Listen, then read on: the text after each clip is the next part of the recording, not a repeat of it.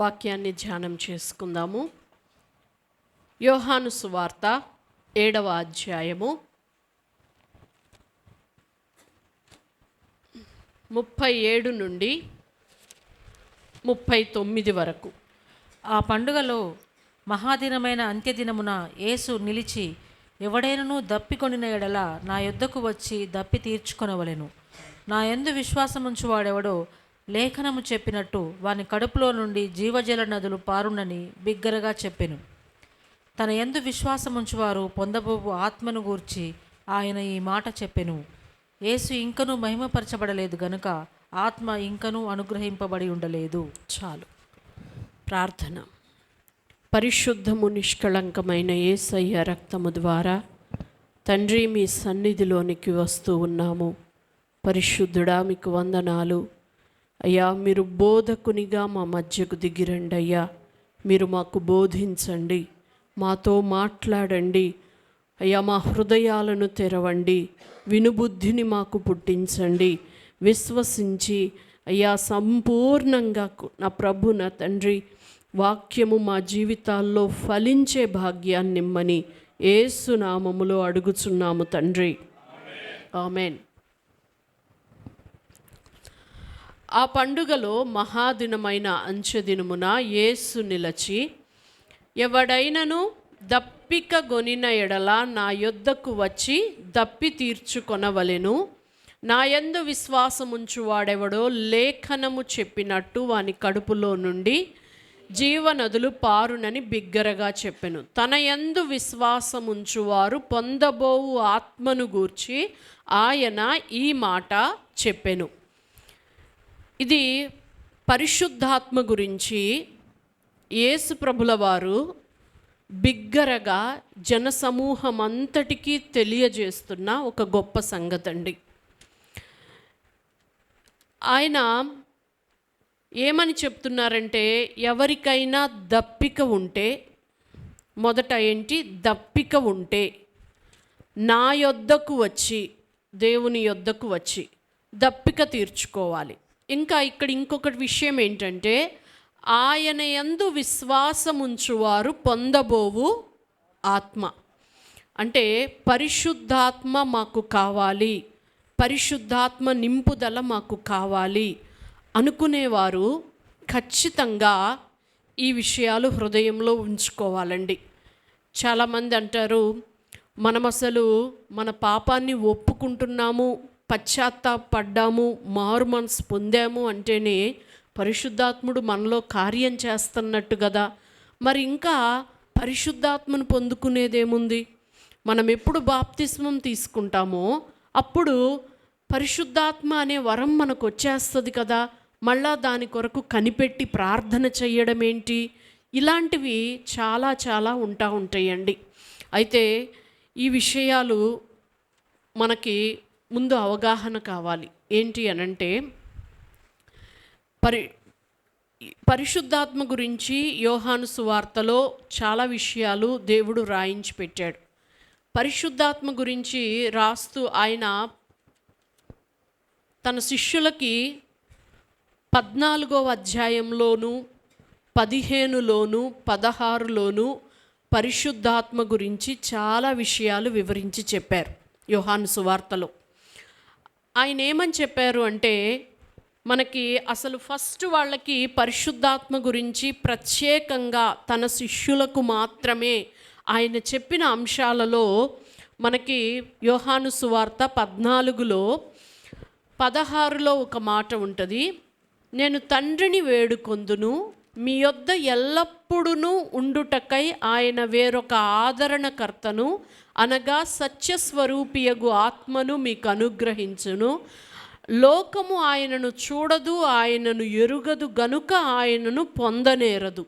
మీరు ఆయనను ఎరుగుదురు, ఆయన మీతో కూడా నివసించును, మీలో ఉండును. ఇక్కడ పరిశుద్ధాత్మ మనతో కూడా నివసించడం, మనలో కూడా ఉండడం, ఇవి రెండు అనుభవాలండి. మనతో నివసించడం, మనలో పరిశుద్ధాత్మ ఉండడము. ఇంకొకటి ఏంటి అనంటే, పరిశుద్ధాత్మ దేవుడు మనల్ని పాపమును గూర్చి నీతిని గూర్చి ఒప్పింపజేస్తారు. ఎవరిని ఒప్పింపజేస్తారు? లోకమును. మీరు చూడండి, అది కూడాను 16:8 ఉంటుంది. ఆయన వచ్చి పాపమును గూర్చియు నీతిని గూర్చియు తీర్పును గూర్చియు లోకమును ఒప్పుకొనజేయును. లోకము ఆయనను ఎరుగదు గనుక ఆయనను పొందనేరదు. మనం లోకస్తులుగా ఉన్నప్పుడు, లోక సంబంధులుగా ఉన్నప్పుడు పరిశుద్ధాత్మ దేవుని మొదటి టచ్ ఏంటి అనంటే ఒప్పింపజేయడం. ఆ లోకంలో లోక సంబంధులుగా లోకాశల్లో మునిగిపోయిన మనల్ని మనం చేస్తున్నది తప్పని, ఒక దినాన తీర్పు దినాన మనం లెక్కొప్ప చెప్పాలని, నీతిమంతులుగా మనం లేమని, మనం పాపము చేస్తున్నాము అని చెప్పి మనలను ఒప్పింపజేస్తుంది. చూశారు? అది మొదటి అనుభవం అన్నమాట. ఆ కార్యము సఫలమైన తరువాత మనం పశ్చాత్తాపపడి మారు మనస్సు పొంది బాప్తిస్మ అనుభవంలోనికి మనం వస్తామండి కదా. అంటే దాని తరువాత ఎప్పుడైతే మనము యాక్సెప్ట్ చేస్తామో అప్పుడు ఆయన మనలోనికి వస్తాడు. కానీ మనకి ఎలాగూ అనంటే సంపూర్ణంగా ఒక నింపుదల అనేది మన జీవితంలో ఉండాలి.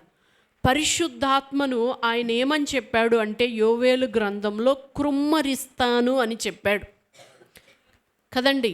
కృమ్మరించడం అంటే అర్థం ఏంటండి?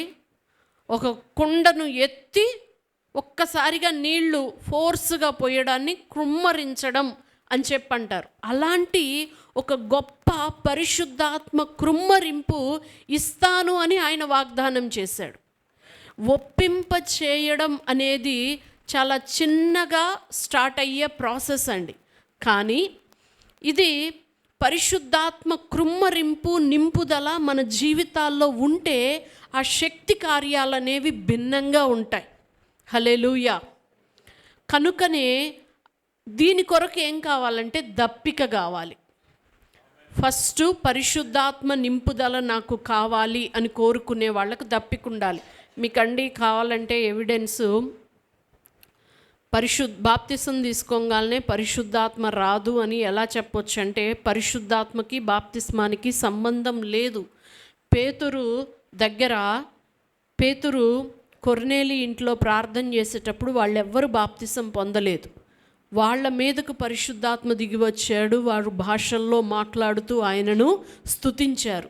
పరిశుద్ధాత్మయే వాళ్ళ మీదకు దిగి వచ్చాడు కదా, ఇంకా వీళ్లకు మనం ఏ రకంగా ఆటంకం చేయగలం అని చెప్పేసి వాళ్ళు బాప్తిస్మాన్ని ఇచ్చారు కదండి. దాని తర్వాత ఎఫెసీ సంఘానికి పౌలు గారు వెళ్ళినప్పుడు అక్కడ ఏం జరిగిందండి? అక్కడ వాళ్ళు బాప్తిస్మం పొందారు కానీ పరిశుద్ధాత్మ గురించే వారికి తెలియదు. తర్వాత పౌలు గారు వారి మీద చేతులుంచి ప్రార్థన చేసినప్పుడు వారు పరిశుద్ధాత్మ చేత నింపబడ్డారు కదా. అలాగుననే ఇంకా ఫిలిప్పు పరిచర్య చేసుకుంటూ సమరయ పట్టణాలకు వచ్చాడు. అక్కడ వాళ్ళందరూ కూడా వాక్యాన్ని అంగీకరించారు కదా. ఆ సందర్భంలో పేతురు అక్కడ వాళ్ళ ఆ వాక్యాన్ని అంగీకరించారు అని తెలిసి పేతురు గారు అక్కడికి వచ్చి వాళ్ళ మీద చేతులు పెట్టి ప్రార్థన చేస్తే వాళ్ళు పరిశుద్ధాత్మను పొందుకున్నారు కదండి. అంటే పాపము ఒప్పించబడడం అనేది ఒక మొదటి అడుగు లాంటిదేను. కానీ పరిశుద్ధాత్మ నింపుదల అనేది వేరండి. అంటే ఒక ఎగ్జాంపుల్ ఎలా చెప్తారంటే గ్లాసులో కొన్ని నీళ్లు ఉండడం ఎంతో, గ్లాసు పొర్లిపోతూ ఉండే అన్ని నీళ్లు ఉండడానికి ఉన్న వ్యత్యాసం ఉంటుందన్నమాట. పరిశుద్ధాత్మ మనం ఆశపడవలసింది పరిశుద్ధాత్మ నింపుదల కొరకు. హల్లెలూయా. పరిశుద్ధాత్మ నింపుదల కొరకు ఆశపడాలి. మరి అది ఎలా సంభవం అవుతుంది అనంటే మొట్టమొదటండి దప్పిక ఉండాలి. యేసయ్య చాలా స్పష్టంగా చెప్పాడు, దప్పిక కలిగిన వాడు నా యొద్దకు రమ్మని చెప్పాడు. అసలు దప్పిక ఉండాలి. దప్పిక అంటే ఎలా ఉంటుందండి?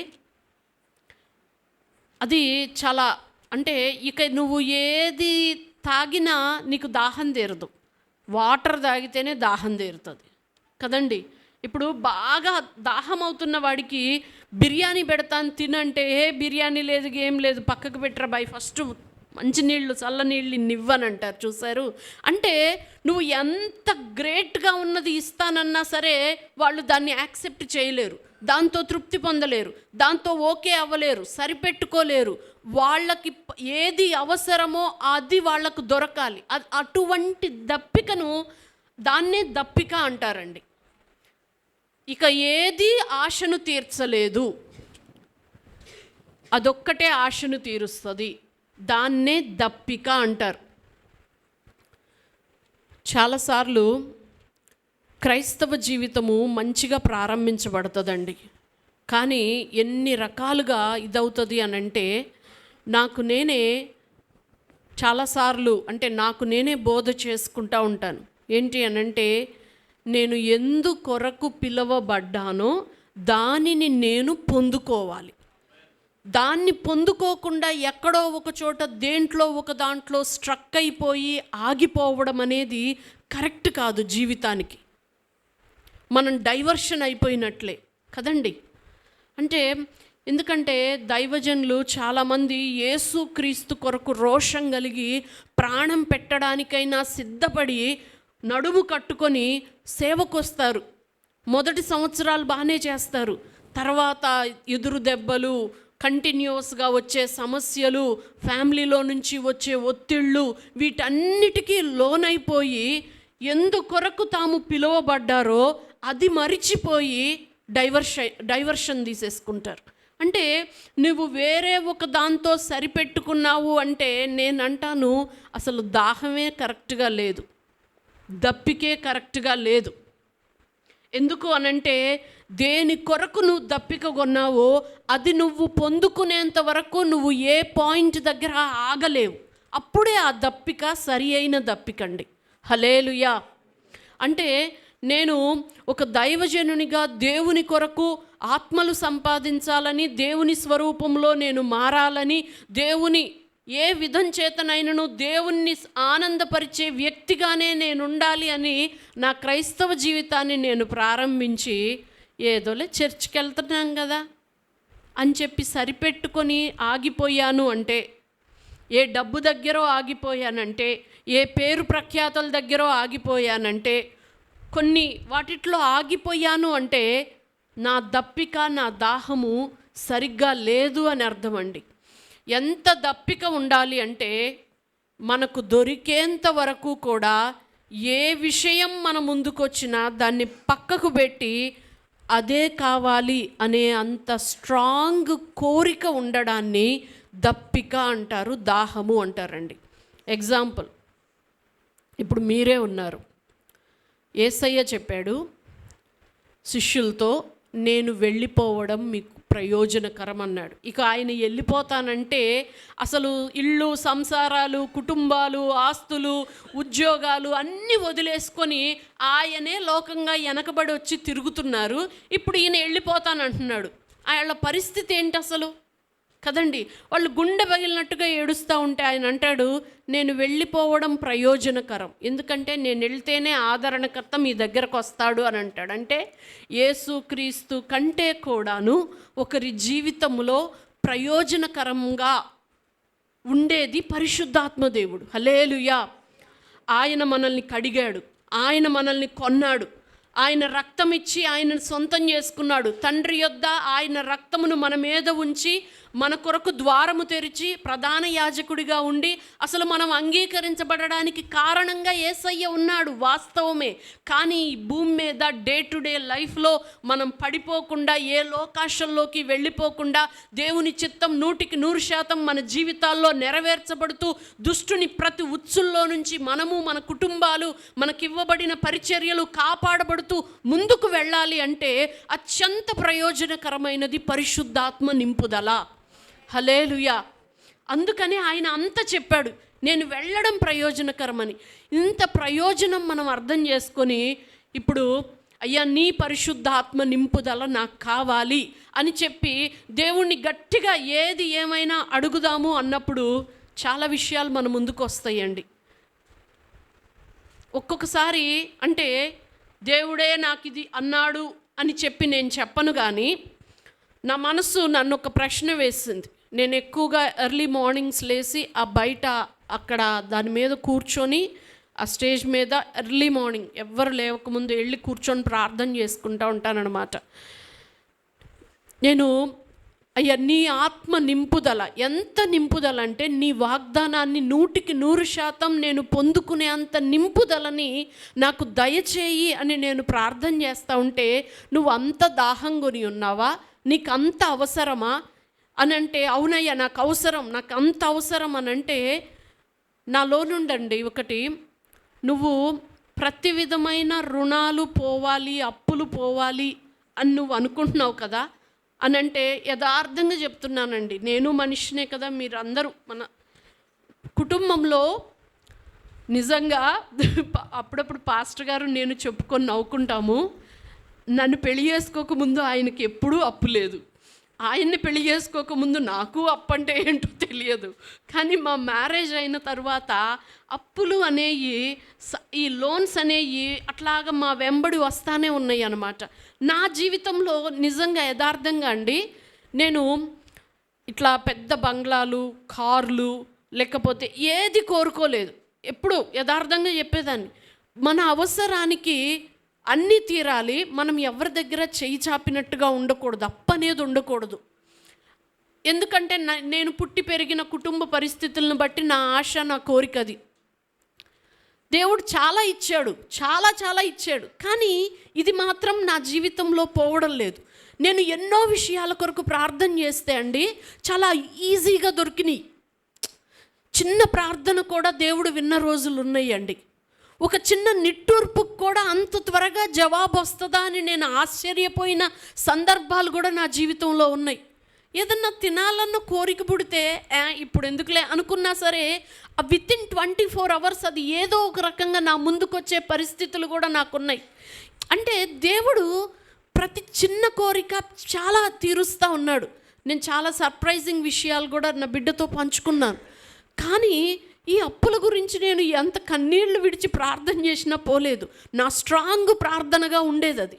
అయితే దేవుడు అడిగాడు, నువ్వు ఎంత దప్పిక కొన్నావు, నువ్వు విలువైనది పొందుకోవడం కొరకు చెల్లించాల్సిన మూల్యం ఉంటుంది కదా, నువ్వు ఎంత మూల్యం చెల్లించగలవు? నీ స్ట్రాంగ్ ఆశ, కోరిక, నెమ్మది అనుకుంటున్న అప్పులు లేని దాన్ని నాకు విలువగా పెట్టి పరిశుద్ధాత్మని అడిగే అంత ధైర్యం ఉందా నీకు? అర్థమవుతుందా అండి? ఒక్కొక్కళ్ళకి ఒక్కొక్క స్ట్రాంగ్ ఆశ ఉంటుంది. మేబీ త్రివేణికి ఒక సొంత ఇల్లు కలగా ఉండుండొచ్చు. సలోమి సిస్టర్కి తనిద్దరు పిల్లలు మంచి సేవకులుగా ఉండే ఒక కళ ఉండుండొచ్చు. శ్రేష్టమైనవే, చెడ్డ కళలు కాదండి. ఏం అప్పులు లేకుండా ఉండాలి అనుకునేది అంత చెడ్డ కోరికనా? కాదు కదా, మంచిదే కదా. మన కోరికలు కూడా మంచిగానే ఉండుండొచ్చు. కానీ దాహం అనేది ఎలా ఉండాలి అంటే, బిర్యానీ పెట్టినా సరే ఆ దాహం తీరదు. మంచి నీళ్ళు, చల్లని నీళ్ళు, దేని కొరకు దాహం కొన్నావో అది మాత్రమే నీ దాహాన్ని తీరుస్తుంది. మరి ఇంకా అంతకు మించి శ్రేష్టంగా ఏది కనపడేది నీ జీవితంలోకి వచ్చినా నీ దాహం తీరకూడదు. అప్పుడే అది నిజమైన దాహం అవుతుంది. పరిశుద్ధాత్మ దేవుడు అంటే నాలో నుండి ఆ స్పిరిట్ అన్నమాట. నేను యథార్థంగా దేవుని సన్నిధిలో చెప్పిన, అయ్యా నా భర్త ఇంకా ఎక్కువ అప్పులు చేయకుండా ఉండడం కొరకు నేను మాట్లాడతాను, కానీ నేను చెప్తున్నాను, నా ఈ ఆశను కూడా నేను నీ పాదాల యొద్ద పెడుతున్నా. నీకు ఇష్టమయ్యి ఈ ఆశ తీర్చదలుచుకుంటే తీర్చు, లేకపోతే లేదు. కానీ నువ్వు మాత్రం నాకు పరిశుద్ధాత్మనివ్వు. ఆ మూల్యమైనా నేను చెల్లించడానికి సిద్ధంగా ఉన్నాను అని చెప్పి నేను దేవుని దగ్గర చెప్పానండి. అవును, మీరు ఒప్పుకుంటారో లేదో కానండి, జీవితంలో శరీర సంబంధమైనవి సులువుగా దొరుకుతాయి, విలువైన ఆత్మ సంబంధమైనవి చాలా ప్రయాసతో దొరికేవిగా ఉంటాయి. దానికి చెల్లించాల్సిన మూల్యం కూడా చాలా ఎక్కువగా ఉంటుంది అన్నమాట. ఇక్కడ పరిశుద్ధాత్మ గురించి అంటున్నాడు, మీరు దప్పిక కొని ఉంటే. ఇక దే విషయానికి కాంప్రమైజ్ గాను నీ పరిశుద్ధాత్మ నింపుదల నాకు కావాలి అనే దప్పిక ఉండాలి. ఆయన యొద్దకు రావాలి. నంబర్ 1 దప్పిక ఉండాలి. నంబర్ 2 ఆయన యొద్దకు రావాలి. నంబర్ 3 విశ్వాసం ఉంచాలి. చాలండి, పరిశుద్ధాత్మ నింపుదల వస్తుంది. యేసయ్య ఇంతకు మించి చాలా పెద్ద పెద్ద ఏమీ చెప్పలేదు. ఆయన నమ్మదగిన దేవుడు, నమ్మదగిన దేవుడు. ఆయన యొద్దకు దప్పికతో వస్తే, ఆయన దగ్గరకు దప్పికతో వస్తే, ఆయన యొద్దకే వస్తే, ఆయన పాదాలనే ఆశ్రయిస్తే, ఆయన యందు విశ్వాసం ఉంచితే, మాట తప్పని దేవుడు, సత్యవంతుడైన దేవుడు నింపడానికి సిద్ధంగా ఉన్నాడండి. హల్లెలూయా, హల్లెలూయా. అలాగున ఆశపడితే, ప్రార్థన చేస్తే ఆయన నింపుతాడు. చాలామంది అంటారు, ఈ పెంతెకోస్తోళ్ళు పరిశుద్ధాత్మ అంటారు, నింపుదల అంటారు, నింపబడ్డాం అంటారు, ఓ గోల్ చేస్తారు, భాషలు మాట్లాడతారు, మళ్ళా రెండో రోజుకే ఎట్లాగా తయారైపోతారోనండి. ఇట్లాంటి కామెంట్స్ కూడా చాలా మనం లోకంలో వింటూ ఉన్నాం. నేనంటాను, దేవుడు నమ్మదగినవాడు. ఆశతో వచ్చిన వాళ్ళని, దప్పికతో వచ్చిన వాళ్ళని, ఆయన యొద్దకు వచ్చిన వాళ్ళని, విశ్వాసంతో అడుగుతున్న వాళ్ళని ఆయన నింపుతున్నాడు. కానీ ఏమవుతుందో తెలుసా అండి, మనం ఒక పాత్ర లాంటి వాళ్ళం.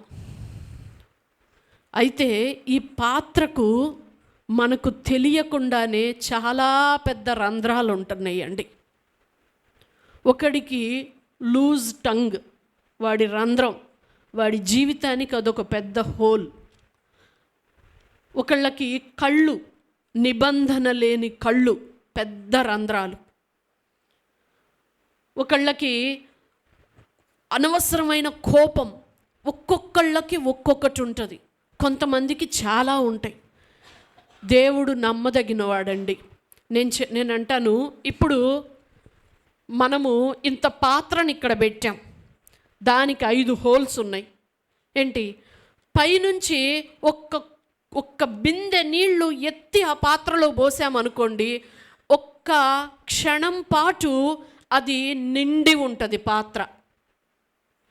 ఒక 4-5 అంటే ఆ పైననే రంధ్రాలుండి అడుగున రంధ్రాలు లేకపోతే ఇంకొంచెం వాటర్ ఉంటాయి.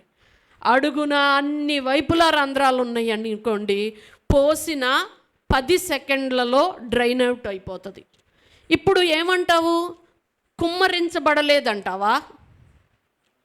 కాదు, నిలబడట్లేదు.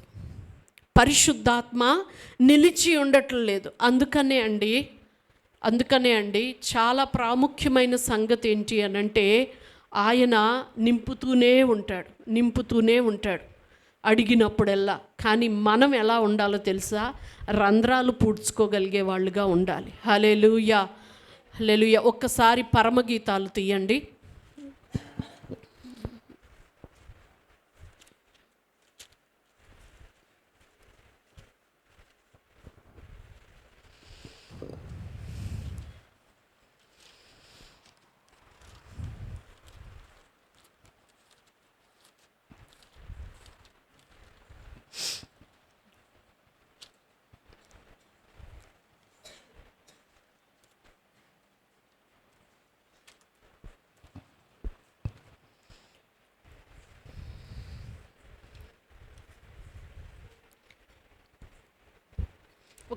ఒక 8వ అధ్యాయము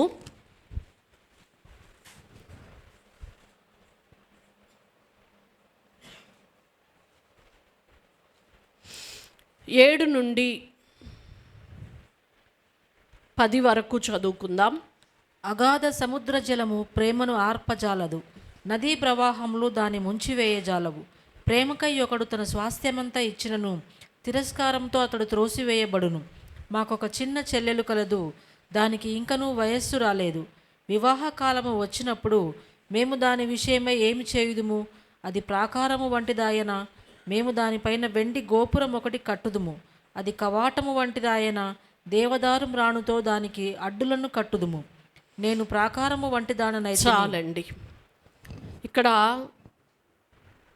ఒక చిన్న చెల్లి కలదు అని అంటూ వివాహ వయస్సు వచ్చినప్పుడు, అంటే దేవుడు మనలను ప్రదానం చేసుకున్నాడు.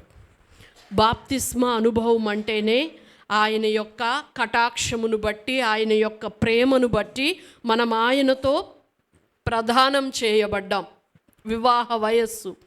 అయితే ఇక్కడ దాని విషయమై మేమేమి చేయుదము, అది ప్రాకారము వంటిదాయన, దానిపైన వెండి గోపురం ఒకటి కట్టుదుము. అంటే ఒక చెల్లి, వివాహానికి సిద్ధపడుతున్న బిడ్డ, సంఘము, వివాహానికి సిద్ధపడుతున్న వధువు సంఘము, అందులో ఒక వ్యక్తి ఉంటే ప్రాకారంలాగన్నా ఉంటాడు, లేకపోతే కవాటములాగన్నా ఉంటాడు. ఇక్కడ ప్రాకారంలాగా ఉంటే ఏం జరుగుతుందంటే, ప్రాకారము వంటిది అయితే గనుక దానిపైన వెండి గోపురం ఒకటి కడతారు. ఇక అంటే ప్రాకారంగా ఉంటే దాన్ని మనం ఇంకా ఏదో రిపేరు, దానికి ఏదో చేయాల్సిన అవసరం లేదు. ప్రాకారంలాగా ఉంటే దానిని ఇంకా అలంకరిస్తూ, దానికి ఇంకా మహిమనిస్తూ వెండి గోపురాలు దాని మీద కడతారు. అదే వివాహము చేయబడిన ఆ వయస్సు వచ్చిన వధువే కానీ కవాటం లాంటిది అయిందనుకోండి, దేవదారు పలకలతో అడ్డులు కట్టాల్సిన అవసరం ఉందండి. కవాటం అంటే అందరికీ తెలుసు కదండి. కవాటం అంటే కవ్వం కాదే బాబు, మజ్జిగ జిలికే కవ్వం కాదు. కవాటం అంటే ఒక హోల్, ఒక కిటికీ ఓపెన్. కవాటం అంటే మనము ఒక నదీ ప్రవాహాన్ని, ఒకడు తన స్వాస్థ్యం అంతా ఇచ్చివేసినా సరే తిరస్కరించబడే అంత ఒక ప్రేమ ప్రవాహాన్ని మనలో కలిగి ఉండాలి అని అంటే, మనమే ఒక కవాటంలాగా ఉంటే ఎట్లాగండి? ఉంటే గనక కవాటం, ఉంటే గనక రంధ్రం, అర్థమైతే గనక మనం ఏం చేయాలో తెలుసా?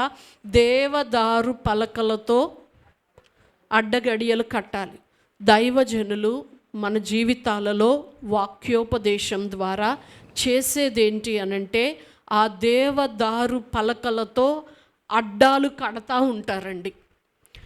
ఒక్క నిమిషంలో కుమ్మరించబడిన అభిషేకం అంతా కూడాను ఒక 10 నిమిషాల్లో, ఒక గంటలో ఆ వ్యక్తి కోల్పోయి ఏమీ లేని వట్టి పాత్రగానే వాడు మిగిలిపోతున్నాడు. చూసే జనాలకి కృమ్మరింపు జరిగిందని అర్థమవుతుంది, కానీ వానిలో పరిశుద్ధాత్మ నింపుదల లేకుండా వాడు ఖాళీ అయిపోయాడని అర్థం కావట్లేదండి. కాబట్టి కవాటాలకి అడ్డగడియలు, దేవదారు పలకలు. మీకు గుడారం గురించి తెలిస్తే, గుడారంలో దేవదారు పలకలతో అడ్డ పలకలు అన్నమాట. అంటే బయట ఆవరణానికి, అసలు అంటే బయట ప్రపంచానికి మందిరానికి మధ్యలోనూ ఈ అడ్డగోడలు ఉంటాయి. అలాగుననే పరిశుద్ధ స్థలానికి అతి పరిశుద్ధ స్థలానికి మధ్యలో కూడా ఈ అడ్డగోడలు ఉంటాయి. అంటే మనము లోకంలో ఎంతవరకు ఉండాలి, లోకంలో మన పని ఏంటి, మనం ఎవరితో ఎంతవరకు మాట్లాడాలి, ఎంతవరకు ఉండాలి అనే సెన్స్ ఉంటుంది చూశారు. అది ఒక అడ్డగడియ. అది దాటుకొని లోకంలో లోకస్తులతో మనము ఎక్కువ తక్కువ లేకుండా జాగ్రత్తగా ఉంటున్నాం, కానీ పరిశుద్ధ స్థలానికి అతి పరిశుద్ధ స్థలానికి మధ్య కూడా అడ్డుగోడలు ఉన్నాయండి. అది కూడా మనకు అర్థం కావాలి. పరిశుద్ధ స్థలం, అతి పరిశుద్ధ స్థలం అంటే అతి పరిశుద్ధ స్థలం ఆత్మలో జరిగే కార్యం, మంచి మనస్సాక్షిలో జరిగే కార్యం అండి. అలాగుననే పరిశుద్ధ స్థలం అనంటే నీ మనస్సు, నీ భావోద్రేకాలతో కూడింది. అంటే భావోద్రేకాలలో జరిగే భక్తికి, ఆత్మలో మంచి మనస్సాక్షితో, నిర్మలమైన మనస్సాక్షితో జరుగుతున్న భక్తికి మధ్య కూడా ఉండే అడ్డుగోడలు కూడా కరెక్ట్గా ఉండాలి. చాలామంది జీవితాల్లో బయట లోకంతో కట్ అవుతారు, బాగానే ఉంటుంది, కానీ ఇది తెలియదండి. కాబట్టి ఈ దినాన ఎవరేం మాట్లాడుకున్నా మనకు అనవసరం అండి. మనకు దాహం ఉండాలి. ఎందుకంటే యేసు క్రీస్తే మన జీవితానికి ఎంత విలువ తీసుకొస్తే, పరిశుద్ధాత్మ నింపుదలలో మనం ఉంటే, ఎఫెసీలకు రాసిన పత్రికలో అంటాడు, మీరు ఆత్మ పూర్ణులై ఉండండి అని అంటాడు. ఆత్మ పూర్ణులై ఉండడము అనంటే ఒక పాత్ర నీటితో పొర్లుతున్నట్టుగా ఉండాలండి. అంటే ఏంటి? దానికి ఏ రంధ్రము లేదు, దాంట్లో కారిపోయేది ఉండదు, అది ఎప్పుడూ కూడా పొర్లుతున్నట్టుగానే ఉంటుంది. అలాంటి ఒక అనుభవం మనం కలిగి ఉండాలి. ఆత్మ పూర్ణులుగా మనం ఉండగలిగితే అండి, దుష్టుడు మనల్ని చూసి భయపడతాడు, మనల్ని టచ్ చేయడు, మన కుటుంబాన్ని టచ్ చేయడు, మనం ఉంటున్న సంఘాన్ని టచ్ చేయడు. కానీ ఈ ఆత్మ పూర్ణులుగా ఉండడంలోనే ఉందండి. ఒకడు ప్రాకారం వంటి వాడుగా కావాలి. ప్రాకారం ఏం చేస్తుందండి? దుష్టుడు లోపలికి రాకుండా అడ్డుకుంటుంది ప్రాకారం కదా. దుష్టుణ్ణి జయించడానికి దాని మీద కట్టే గోపురాలలో నుండి, బురుజులలో నుండి యుద్ధం జరుగుతుంది. దుష్టుడు ఇంకా దూరంగా ఉండగానే మన పిల్లలు, మనము ప్రాకారాల వంటి వారం కావాలి. నా బిడ్డకు దేవుడు ఆ వాగ్దానాన్ని ఇచ్చాడు. నా బిడ్డ అది ప్రాకారంగా ఉండడమే కాదు, కుటుంబానికి ప్రాకారంగా ఉండడమే కాదు, సంఘానికి ప్రాకారంగా ఉండాలి. మనం స్ప్రెడ్ అవ్వాలి కదండి. ఎంత బలమైన రాజ్యం అంటే అది ఎంత స్ప్రెడ్ అయితే దాని యొక్క ప్రాకారాలు అంత బలంగా ఉంటాయి కదండి. కాబట్టి మనం ప్రాకారాల్లాగా ఉండాలి. మనమే కవాటాల్లాగా ఉండి, మనమే దేవదారు పలకలతో ఎప్పుడు అడ్డగడియలు కొట్టుకుంటా, ఇక్కడ ఒక రంధ్రం ఉంటుంది, దీన్ని పూస్తా కూర్చుంటుంటే మళ్ళా తెలియకుండా ఇంకో చోట రంధ్రం, దీనికి మళ్ళా సిమెంట్, జీవితం మొత్తం రంధ్రాలు పూడ్చుకోవడానికే మనం అయిపోతే ఎప్పుడు మనం ఆత్మపూర్ణులుగా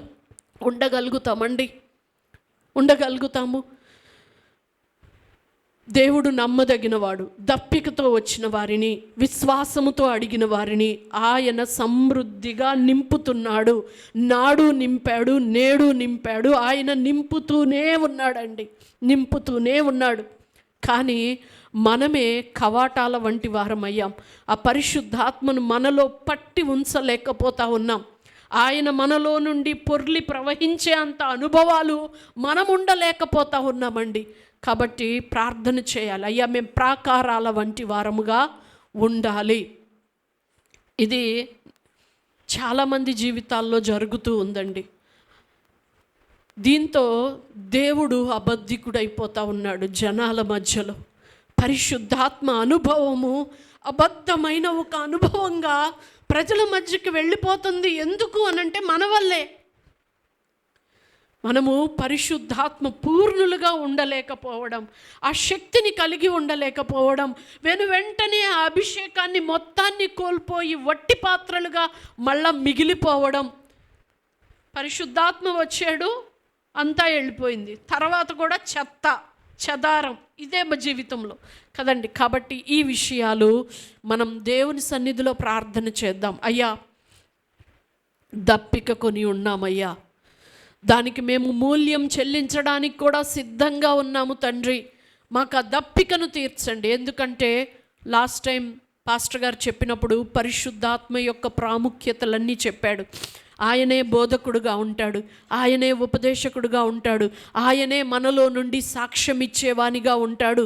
మనల్ని సత్యములో కాదండి, సర్వ సత్యములోనికి ఆయన నడిపించేవానిగా ఉంటాడు. అంతేకాదండి, పరిశుద్ధాత్మ గురించి బైబిల్లో ఉంది, ఆయన భయభక్తుల్ని పుట్టించే ఆత్మ. బుద్ధిని ఇస్తాడు, వివేకాన్ని ఇస్తాడు, తెలివిని ఇస్తాడు, జ్ఞానాన్ని ఇస్తాడు. మనలో నుండి ఉచ్చరింప సఖ్యము గాని మూల్గులతో విజ్ఞాపన చేస్తాడు. 100% భూమి మీద క్రీస్తుకి ఇంకొక అవయవంగా మనం మారిపోతామండి. 100% క్రీస్తు అవయవంగా, క్రీస్తు ఇన్స్ట్రుమెంట్గా ఇకపై జీవించున్నది నేను కాదు, నా యందు క్రీస్తే అన్న జీవితము 100% మనలో నిజమవ్వాలి అని అంటే ఈ ఆశ మనలో ఉండాలి, ప్రార్థన మనలో ఉండాలి, పోరాటం మనలో ఉండాలి. కాంప్రమైజ్ కాకుండా ఉండేది కూడా మన జీవితాల్లో ఉండాలి. ఎక్కడ రంధ్రాలు ఉన్నాయో చూసుకోవాలి, ఈ విషయాల గురించి ప్రార్థన చేద్దామండి దేవుని సన్నిధిలో. ఇప్పుడు నేను అంటాను, మన చర్చ్ వాళ్ళు చాలా చర్చెస్ కంటే కూడాను చాలా బెటర్. ఎందుకంటే ఎప్పుడు లోక సంబంధమైన విషయాల కొరకే ప్రార్థన చేస్తా ప్రాకులాడే స్థితుల్లో మనం లేకుండా కొంత ఆత్మ సంబంధమైన విషయాల కొరకు పోరాటాలు చేసే ఆ స్థితుల్లో మనం ఉన్నాం. దాన్ని బట్టి చాలా సంతోషమేను. కానీ దీని కొరకు కూడా అడుగుదామండి, దీని కొరకు కూడా అడుగుదాం. కాంప్రమైజ్ కాకుండా ఆయన పాదాలు పట్టుకుందాం. దేవుడట్టి కృపతో మనల్ని నింపి నడిపించునుగాక. ఆమేన్.